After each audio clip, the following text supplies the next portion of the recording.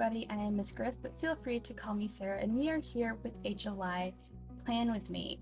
Now, next week I will be posting my New Year bullet journal setup, so you can have a little more in depth kind of what this bullet journal will be. But we are setting up July, and as you can see, I used a red marker there to kind of mark off July.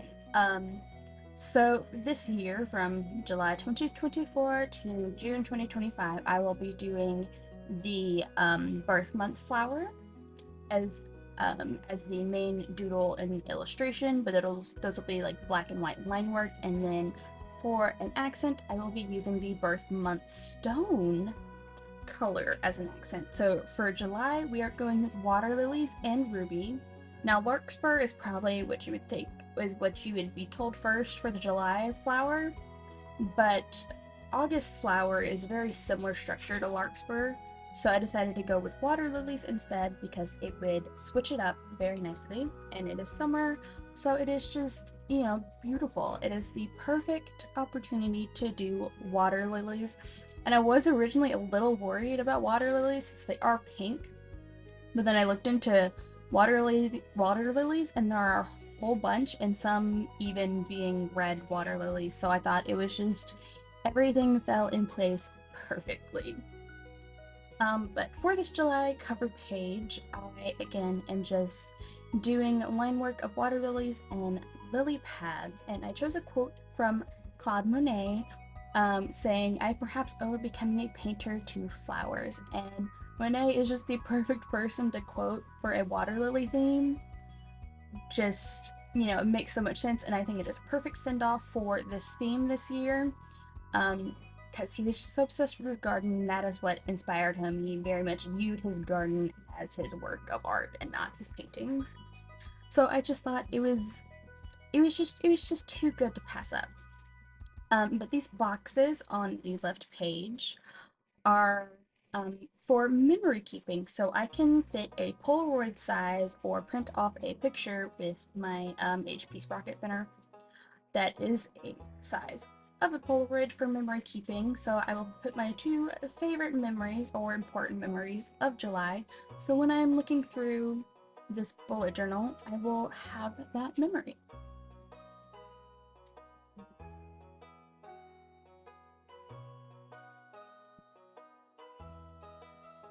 Here we are setting up the monthly overview and a budget tracker. So this month I was very rushed, and it was just, I think I was a little cluttered because I've never worked in a B6 journal before, which is very small, but I am loving the small size. It was just me trying to figure out how to fit everything I wanted to figure out. So I just have a monthly overview calendar with a list of under it for days 1 through 31, and I go through and highlight the weekends, and yeah, it'll just be a list, and I love having the visual of a calendar, so combine the two. On the right, I have a budget tracker, and this is not going to be my budget tracker that I will have for the entire year, but I am currently in like summer for I'm a college student, currently summer semester, and like I'm home, so I'm not really spending as much money, and don't really have that much money, but I have to, for my like refund this, for this semester, I am having to buy a mini fridge and microwave and just all of that stuff because I am in a private dorm this year, and I'm also going to be paying for an ADHD and autism evaluation, so both very expensive, so I won't be able to do the in-depth budgeting that I will be in the coming months. So it is a very simple kind of expense log. I date the transaction, I give the description, and I will put if I gain or lose money, and then at the end of the month I will total up all my wins and losses, I guess you could say, and overall I will calculate the difference and see the total. Like, you know, I don't really like remember my whole thought process of the bottom, but there it is. It's pretty much it. Just a very simple expense log.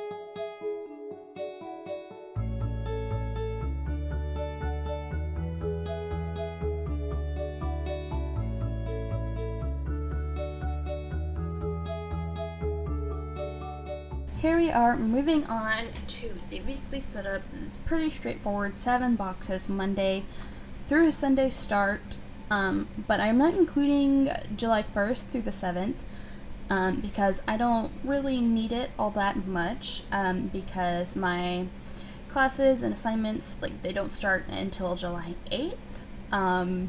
So I don't really need that first week anyway, and it saves me paper. it saves me some pages that I might use later on. But I did go ahead and do the last 2 weeks, like off camera before I started recording this, just to kind of streamline the video process because, you know, very straightforward, 7 boxes, you know, got some drawing of water lily and some lily pads, and as simple as that. But I was definitely scattered setting up this monthly spread because I've never worked in a B6 before, so I think I was just going through a list in my head of what all I needed, and I completely forgot to even put some stuff. So my habit tracker, I totally forgot to even put in the beginning, so I had to put it after my weeklies, which bothers me to no end, but I will just have to survive. And then also I forgot to even put a content planner, so that's flippin' fantastic.